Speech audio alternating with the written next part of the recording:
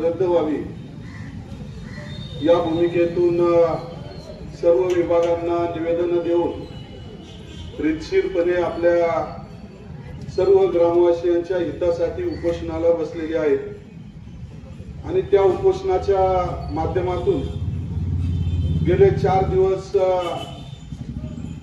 तालुक्यातील सर्व पक्षांच्या पदाधिकारी असतील, सर्व नागरिक असतील, गृहरचना संस्था असतील, व्यापारी असतील, सर्वांनी या ठिकाणी या उपोषणाला त्यांना पाठिंबा दिला आणि पाठिंबा देण्यामागचं कारणही तसंच आहे की 2014 साली आपली राजगुरुनगर ग्रामपंचायत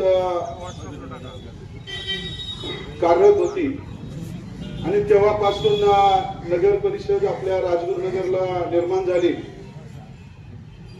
आणि नगर परिषद आल्याच्या नंतर नगर परिषदेच्या नियमाप्रमाणे आताच आदरणीय दिलीपराव मोहिते पाटील यांनी सांगितल्यानुसार नवीन नियमावलीनुसार या ठिकाणी कामगार वर्ग असेल, इतर सुविधा असतील, यासाठी लागणारा निधी असेल किंवा करवसुली असेल ती कमी पडू लागली आणि कालांतरानं गावच्या विकासाच्या संदर्भात सुद्धा या ठिकाणी अंतर्गत रस्ते असतील, पाण्याचा प्रश्न असेल, ड्रेनेजचा प्रश्न असेल, लाईटचा प्रश्न असेल आणि इतरही कचरा असेल, वेगवेगळ्या माध्यमातून या ठिकाणी सुधारणा होणं गरजेचं होतं. परंतु टप्प्याटप्प्यानं त्या ठिकाणी असलेली नगर परिषद असेल, कार्यकारी मंडळ असेल आणि स्वर्गीय माजी आमदार सुरेशभाऊ गोरेंपासून दिलीपराव मोहिते पाटील अण्णांसहित आणि असणाऱ्या बॉडीनं त्या ठिकाणी आपापले प्रयत्न केले आहेत. परंतु माझं एक म्हणणं आहे की 10 वर्षामध्ये हे सगळे प्रश्न आजपर्यंत सुटणं गरजेचं होतं. पाईपलाईन साठी आपल्या 40 गावांमधून एवढ्या मोठ्या प्रमाणामध्ये निधी पडला, काम पूर्ण नाही. आजही राजगुरुनगर वासियांना शुद्ध पाणी प्यायला मिळत नाही, जलपर्णी आहे तशीच आहे. ड्रेनेजच्या कामासाठी या ठिकाणी मोठ्या प्रमाणामध्ये निधी आला, काम झालं, ऍडव्हान्स दिले गेले, परंतु दिलेले ऍडव्हान्स इतकं सुद्धा त्या ठिकाणी काम झालेलं नाहीये आणि त्या माध्यमातून फक्त कचऱ्याचा प्रश्न सुद्धा आजपर्यंत आता कुठेतरी शासनाच्या माध्यमातून जागा मिळाली.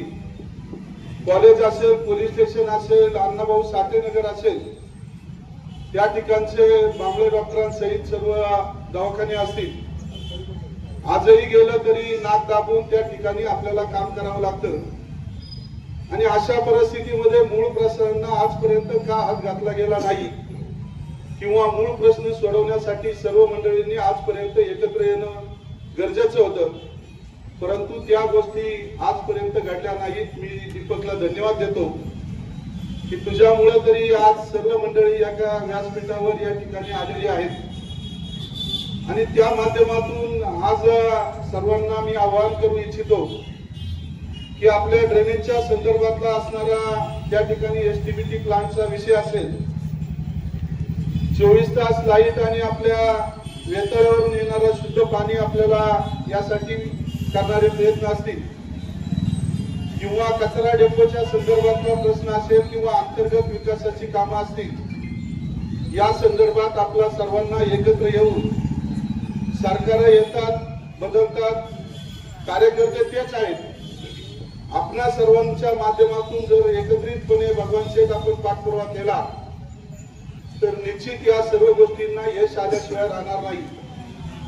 आणि मग प्रथमतः आपण या गोष्टी जर गेल्या 10 वर्षामध्ये नागरिकांना लागणाऱ्या परिपूर्ण जर आपण केल्या असत्या तर कदाचित बावाडीला सुद्धा आपल्या करवाडीला सुद्धा सर्वांनी त्या ठिकाणी मान्यता दिली असती. परंतु आजही नागरिकांना कोणत्याही प्रकारच्या सुखसुविधा नाहीयेत, कोणत्याही स्वरूपाच्या ज्या गोष्टी विकासाच्या आहेत त्या चालू आहेत परंतु अपूर्ण आहेत आणि मग त्या पूर्ण करण्यासाठी आपल्या सर्वांची शासन दरबारी असेल किंवा स्थानिक लेवलला असेल या ठिकाणी आपण सर्वांनी एकत्र येण्याची गरज आहे। त्या भूमिकेतून या ठिकाणी प्रशासक येऊन 2-3 वर्ष झाली आणि प्रशासनाच्या माध्यमातून या ठिकाणी आपल्या कर वसुलीच्या माध्यमातून कार्यक्रम राबवला जातो। अशाच पद्धतीने तळेगाव असेल, मनसरला नव्यानं त्या ठिकाणी नगरपंचायत झाली, आपल्या चाकणला सुद्धा त्या ठिकाणी करवाडी संदर्भात विषय आले आणि मोठ्या मोठ्या नगर परिषदांनी सुद्धा त्या ठिकाणी आपल्या भावना वेगवेगळ्या पदाधिकाऱ्यांच्या माध्यमातून शासनापर्यंत पोहोचवल्या आणि त्यांना सुद्धा करवाढ रद्द झाली नाही परंतु करवाढीला स्थगिती मिळाली आणि त्याच भूमिकेतून गेले 4 दिवसापासून दीपक या ठिकाणी नागरिकांच्या प्रश्नावर या ठिकाणी आपल्या उपोषणाला बसलेला असताना या वहीमध्ये पाहिलं आणि त्याच्या जवळचा इथं असलेला बंच पाहिला तर एवढ्या मोठ्या प्रमाणामध्ये त्याला पाठिंबा या ठिकाणी मिळाला। बापू तुमच्या कालावधीमध्ये आम्ही लहान होतो परंतु बापूंकडे बसल्याच्या नंतर गावचा आराखडा कसा करावा, कोणत्या चौकात वॉल आहे, कोणत्या चौकात किती इंची लाईन आहे, दसक्रिया घाटाचा एरिया किती आहे, स्मशानभूमीवर काय केलं पाहिजे। त्यावेळेस वेळ प्रसंगी निधी कमी होते परंतु नियोजन करण्यामध्ये बापूंनी आणि सर्वांनी त्यावेळच्या पदाधिकाऱ्यांनी अत्यंत शिस्तबद्ध पद्धतीने ग्रामपंचायत चालवली आणि ती ग्रामपंचायत चालवल्याच्या नंतर त्यानंतरच्या कालावधीमध्ये आहे त्याच गोष्टीवर फक्त मुरमावर खडी केली, कडीवर कॉन्क्रीट केलं, याच्या व्यतिरिक्त आजपर्यंत बापू या ठिकाणी काही झालं नाही। परंतु या सगळ्या गोष्टीचा अभ्यास कधीच कुणी करण्याचा प्रयत्न केला नाही। तो अभ्यास सगळ्यांनी या ठिकाणी प्रशासकीय यंत्रणेला बरोबर घेऊन त्या ठिकाणचे अभियंते असतील सगळ्यांना बरोबर घेऊन या ठिकाणी करावा। या सर्व गोष्टीला आपण वाचा फोडणं हे आपलंच काम आहे आणि त्या भूमिकेतून ही करवाढ खऱ्या अर्थानं समाजाला, नागरिकांना न परवडणारी आहे याच्याशी मी सहमत आहे आणि त्यामुळं यापुढे आपण या शहरातील सर्व समस्या सोडवण्यासाठी आपण एकत्र येऊ असं आव्हान सर्वांना या ठिकाणी करतो आणि त्या माध्यमातून उपोषणाला बसल्यापासून प्रत्येकाने आपापल्या पक्षाकडे प्रयत्न केले ते निश्चित। परवा दिवशी आपले पालकमंत्री आणि उपमुख्यमंत्री आदरणीय अजितदादा पवार यांच्याकडे हा विषय मांडला। पालकमंत्री या नात्याने त्यांना या ठिकाणी हा विषय ते घेणार होते परंतु त्यांनी मला सुचवलं की नगरविकास मंत्री म्हणून एकनाथ शिंदे साहेब उद्या सभागृहात येतील त्यावेळेस पॉइंट ऑफ इन्फॉर्मेशनच्या माध्यमातून तुम्ही तो विषय मांडा, तालुक्याच्या वतीने तुम्ही बोला, जिल्ह्याच्या वतीने पालकमंत्री म्हणून मी सांगतो आणि त्या भूमिकेतून त्या ठिकाणी पॉइंट ऑफ इन्फॉर्मेशनच्या माध्यमातून काल आपण हा प्रश्न त्या ठिकाणी सभागृहामध्ये मांडला परंतु त्या ठिकाणी तत्पूर्वी सांगण्याचं कारण एवढंच की या ठिकाणी आपल्याला पॉइंट ऑफ इन्फॉर्मेशन मधून सुद्धा अचानक मांडणे 2 दिवस मी अगोदर त्या ठिकाणी तो विषय आदरणीय मंत्री महोदय शंभूराजे देसाई यांनी संबंधित अधिकाऱ्यांना बोलवलं होतं आणि इन्फॉर्मेशन मांडल्याच्या नंतर तो विषय अगोदरच त्यांनी मार्गी लावलाय परंतु सोमवारी किंवा मंगळवारी निश्चितपणे त्यांनी आपल्याला शब्द दिलाय कारण सभागृहामध्ये असा कोणताही तातडीचा शब्द देता येत नाही परंतु त्यांनी या ठिकाणी विनंती केली की आमदार या नात्यानं तुम्ही तुमच्या उपोषणकर्त्यांना शब्द द्या आणि त्या माध्यमातून आपलं उपोषण सोडायला या ठिकाणी सांगा। तालुक्याचा लोकप्रतिनिधी म्हणून माझी जबाबदारी आहे की या सर्व गोष्टीला सामोरं जाणं, उर्वरित सुविधा सुख म्हणणार नाही परंतु सुविधा या ठिकाणी निर्माण करणं आणि या सुविधा निर्माण करण्यासाठी मी निश्चित शासन दरबारी तुमच्या सर्वांच्या सहकार्याने प्रयत्न करत आहे, करणार आहे आणि त्यामुळं दीपक भविष्य काळामध्ये आपण सर्वजण मिळून या ठिकाणी एक सर्व कामं मार्गी लावणार आहोत। इलेक्शन होईल, नवीन कार्यकारिणी येईल, कुणाला संधी मिळेल, कोण निवडून येईल यापेक्षा चांगल्या विचाराची लोक भविष्यात या ठिकाणी या नगर परिषदेवर निवडून यावीत अशी माऊलींच्या चरणी या ठिकाणी प्रार्थना करतो. कारण एवढं मोठं शहर आहे, त्याचं जर विकासात्मक आराखडा जर आपण करायचा असेल आणि त्या पद्धतीने जर काम करायचं असेल तर चांगल्या पद्धतीची लोक या ठिकाणी येणं गरजेचं आहे. आपल्या या राजगुरुनगरच्या समस्यासाठी आजपर्यंत या ठिकाणी प्रिंट मीडिया आणि इलेक्ट्रॉनिक मीडियाचे सर्व पत्रकार बंधू उपस्थित आहेत. यांनी सुद्धा वेळोवेळी या ठिकाणी वाचा फोडलेली आहे. आजही त्या सर्व पत्रकार बंधूंना माझी विनंती आहे की राजगुरुनगरचा एक एक प्रश्न या ठिकाणी घेऊन आपण खऱ्या अर्थानं त्याच्यावर जर सारख्या बातम्या केल्या तर निश्चित त्या बातम्यांचा आधार घेऊन काल परवा सुद्धा आपण ज्या बातम्या सगळ्या मी कलेक्ट केल्या आणि त्या दाखवल्या त्यावेळेस त्या बातम्यांच्या आधारावर कुठेतरी त्याला ताकद आली. तुमच्या सर्व बातम्यांच्या आधारावर भविष्यात कचऱ्याचा प्रश्न असेल, पाण्याचा प्रश्न असेल, ड्रेनेजचा असेल, अंतर्गत विकासाचा असेल, कचऱ्याचा असेल, हे सर्व प्रश्न टप्प्याटप्प्यानं आपण सोडवण्याचा प्रयत्न करू. आजही राजगुरुनगरला गरिबांच्या मुलाला जिल्हा परिषद शाळेत शिकत असताना त्याच्यामध्ये जिल्हा परिषदने आता निधी द्यायचं नगर परिषद हद्दीत कमी केलंय. त्यामुळे आजही नगर परिषदेनं त्या शाळा दवाखाने अजूनही वर्ग करून घेतलेले नाहीये. त्यामुळे अनेक समस्या आरोग्याच्या सुद्धा असतील, शिक्षणाच्या असतील, सगळ्या जैसे ते आहेत. या सर्व गोष्टी सोडवण्यासाठी लोकप्रतिनिधी म्हणून मी नक्की प्रयत्न करेन. परंतु पत्रकार बांधवांना सुद्धा या ठिकाणी भविष्य काळात सहकार्य करण्याची भूमिका या ठिकाणी मांडतो. दीपक खऱ्या अर्थानं मी अनेक वर्षापासून पाहतोय, एक सामाजिक कार्यामध्ये सर्व मंडळींना या ठिकाणी बरोबर घेऊन या राजगुरुनगर शहरामध्ये तो कार्यरत आहे. तहसील ऑफिसच्या अनेक कमिट्यांवर त्यांनी आतापर्यंत काम केले. त्यामुळे समाजाची नाळ आणि लोकांच्या असणाऱ्या अडचणी या ठिकाणी विजूभाऊ तुमच्या सारखेच इतरही आज बरेचसे कार्यकर्ते आपल्या राजगुरुनगर शहरामध्ये आहेत. तळमळीनं काम करत असताना त्याला ही भावना लोकांची अडचण ओळखून त्यांनी 4 दिवस आपलं घरदार सोडून अन्नाचा त्याग करून या ठिकाणी आपल्या सर्वांसाठी उपोषणाला बसलेला आहे. या ठिकाणी सर्वच पदाधिकारी या ठिकाणी उपस्थित आहेत. आपणाला शब्द देतो की भगवान शेठ आहेत, या ठिकाणी सर्वच मंडळी आहेत आणि सर्वांच्या माध्यमातून या ठिकाणी आश्वासन वजा या ठिकाणी नक्की आपल्याला लेखी स्वरूपामध्ये ही स्थगिती पुढच्या आठवड्यामध्ये आणून देण्याचा प्रयत्न आमचा राहील. आणि त्या माध्यमातून आपण हे उपोषण सर्व या उपस्थित असणाऱ्या सर्वांच्या वतीनं दीपकला विनंती करतो की आपण आता या सर्वांच्या उपस्थितीत हे उपोषण सोडावं अशी अपेक्षा व्यक्त करतो. तालुक्यातील आपल्या राजगुरुनगर बँकेसहित सर्वच संस्थांनी या ठिकाणी सहभाग घेतला, त्यांनाही धन्यवाद देतो आणि थांबतो. रामकृष्ण. नगर परिषदेने केलेल्या तरवाडीच्या विरोधामध्ये दीपक हिरगे आणि त्याच्या सहकार्याने उपोषणाच्या माध्यमातून एक जनआंदोलन या ठिकाणी उभं केलं.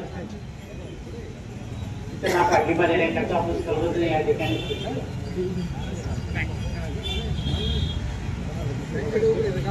अनेकांनी आपल्या भावना या ठिकाणी व्यक्त केल्या. ही करवाढ पूर्वी अशा प्रकारची करवाढ आहे ती कोणाला परवडणारी नाही. मी आपल्या सगळ्यांना एक गोष्ट लक्षामध्ये आणून देऊ शकतो. साधारणतः 2 वर्षापूर्वी नगरपालिकेचा कार्यकाल संपला, जिल्हा परिषद संपला आणि आपल्या सगळ्यांना कल्पना आहे की ओबीसीचं आरक्षण कोर्टाने रद्द केलं आणि ओबीसी बांधवांना त्यांच्यावर अन्याय होऊ नये म्हणून सरकार कोर्टामध्ये गेलं आणि ओबीसीचं आरक्षण राहावं याकरता सुप्रीम कोर्टापर्यंत सरकार गेले. मे महिन्यामध्ये त्याची तारीख आहे. सुप्रीम कोर्टाचा जो निर्णय लागेल त्याच्यानंतर राज्यात त्या स्थानिक स्वराज्य संस्थांच्या निवडणुका होणार आहेत. परंतु ओबीसी समाजावर अन्याय होऊ नये याच्याकरता ह्या निवडणुका लाभल्या हे आपल्या सगळ्यांना लक्षात आलं पाहिजे. कुठलाही राज्य कुठलाही देश हा घटनेवर जातो या राज्यामध्ये नगरपालिकांच्या करता कायदा आहे, जिल्हा परिषदेच्या करता कायदा आहे, राज्य शासनाकरता कायदा आहे. हे सगळे कायदे सगळ्या ठिकाणी सारखे आहेत. याच्यामध्ये आपल्या नगरपालिकेने काही वेगळे केले का असं बिलकुल अजिबात नाही. ज्या वेळेला आपली बॉडी असते त्यावेळेला त्यांनी ठराव केला आणि ठरावानंतर एक एजन्सी नेमली गेली. साधारणतः प्रत्यक्ष जाऊन मोजणी करून आणि या नगरपालिकेचा जो खर्च आहे, पिण्याचं पाणी असेल, स्वच्छता असेल, या सगळ्या गोष्टी करतात एवढी बजेटमध्ये प्रोव्हिजन असावी लागते.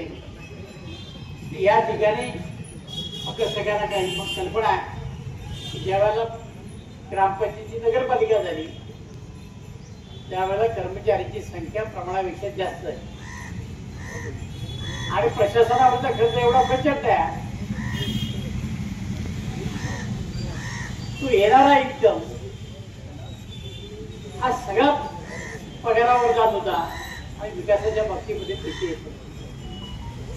आपल्याकडे पूर्वी ग्रामपंचायतीने जे ठराव केले होते त्याप्रमाणे नगरपालिकेची सुरुवातीला करा करते आली, परंतु नगरपालिकेने कुठल्या क वर्ग नगरपालिका असेल, ब वर्ग असेल, अ वर्ग असेल, त्या प्रत्येक नगरपालिकेला कशा प्रकारचा कर त्याने आकारावा हे शासनानं सांगितलेलं आहे. तशा प्रकारचा कायदा आहे. आपल्या नगरपालिकेने तशा प्रकारचा ठराव केला आणि बॉडी आपली डिझॉल्व झाली. आता नवीन येईपर्यंत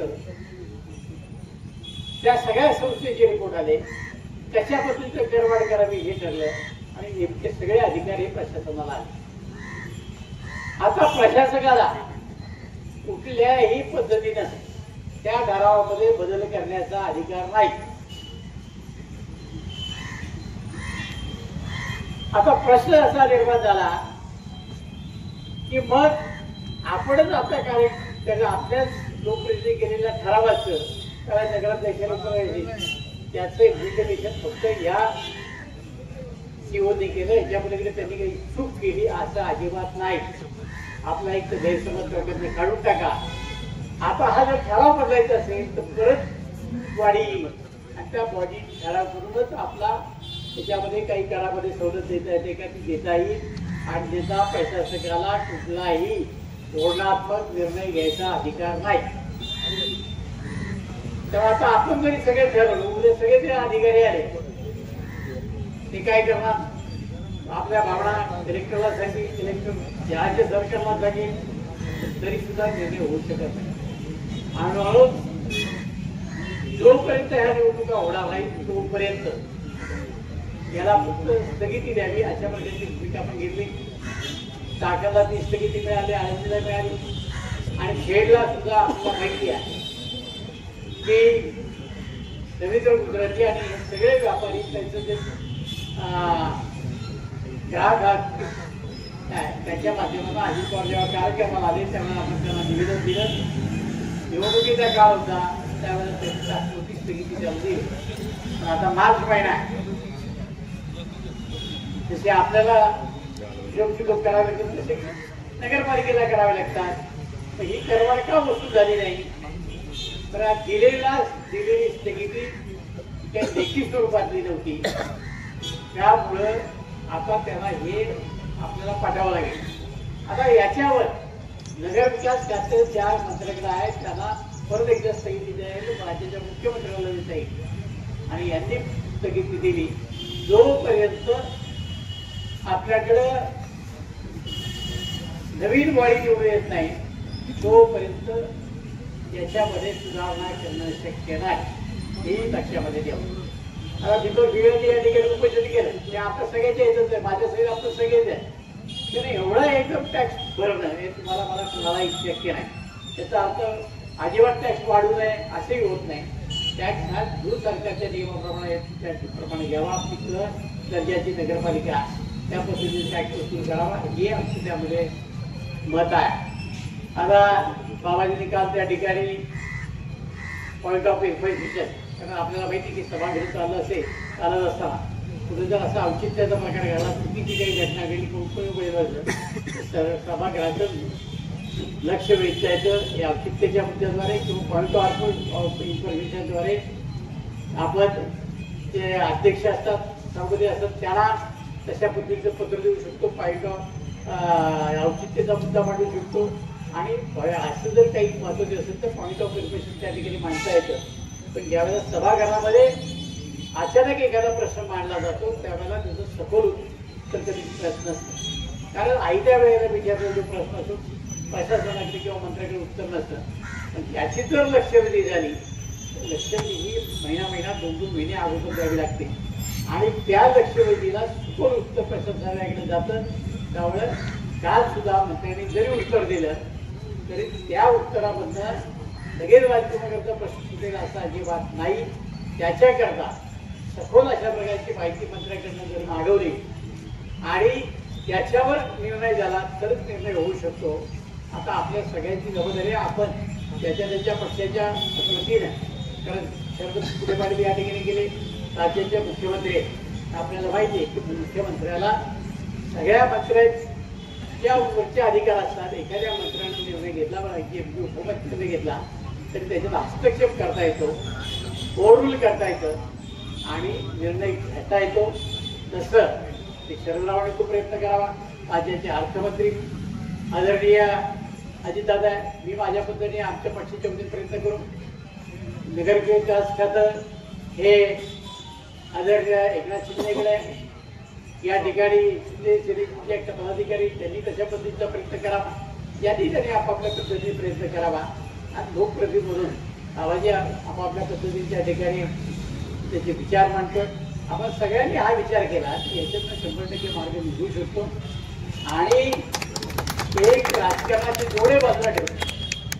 आज या ठिकाणी आपण सगळेजण दीपकला शुभेच्छा देण्याकरता अगदी आमचे मित्र विजू शेठ डोळस त्यांनी मनापासून या ठिकाणी पाठिंबा दिलेला आहे.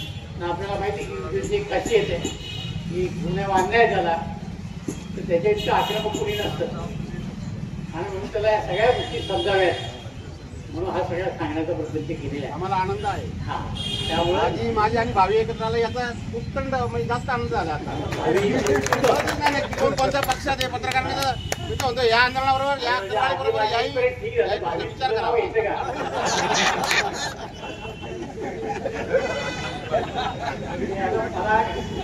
भावी म्हटलं म्हणून तुझं नाव घ्यायचं का? भावी करू द्या. हा भाई, आणि विजय तर बिलकुल लोक आहे. आमचा राष्ट्रीय पक्षी, देशातले पक्षी चालल्या राज्यात बरोबर चालू आहे. काय आमचं लक्ष त्याच्याकडे राज्यांकडे नाही. माझी एवढीच विनंती आणि विचार राहणार आहे की याच्यामध्ये कुठेतरी राजकीय श्रेय घेण्यापेक्षा राजगुरुनगरकरांचा प्रश्न याला अत्यंत महत्त्व द्यावं किंवा हे अत्यंत महत्त्वाचं आहे. एवढाच विचार या निमित्तानं आपण सगळेजण मांडूया. दीपकनं गेली 4 दिवस या ठिकाणी बसून खऱ्या अर्थानं या प्रश्नाला वाचा फोडली. राजगुरुनगरला जाणीव झाली. राजगुरुवासियांना राजगुरुवासियांना जाणीव होणं अवघड काम आहे. कारण सगळे लोक आपापल्या गावामध्ये असतात असे आंदोलन करणं, त्याला पाठिंबा देणं हे जरा अवघड काम राजगुरुवासियांच्या दृष्टीने.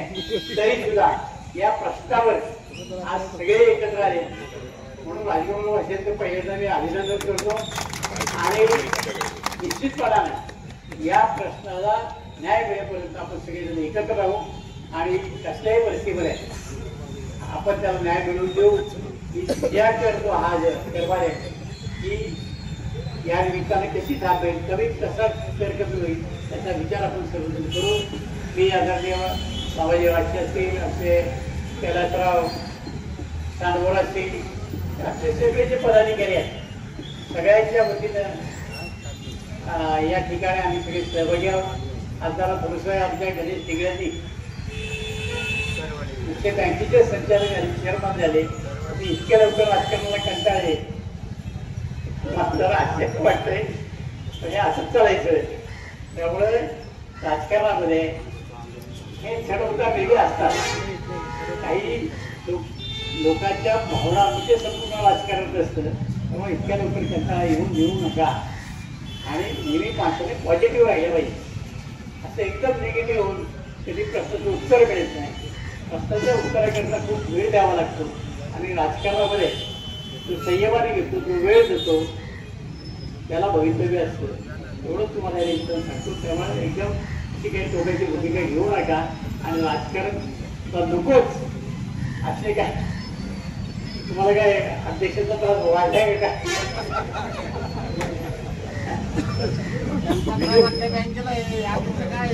अरे तू त्या बँकेचा संचालक व्हावा त्याच्याकरता पहिलं पेपर विचारायला केले.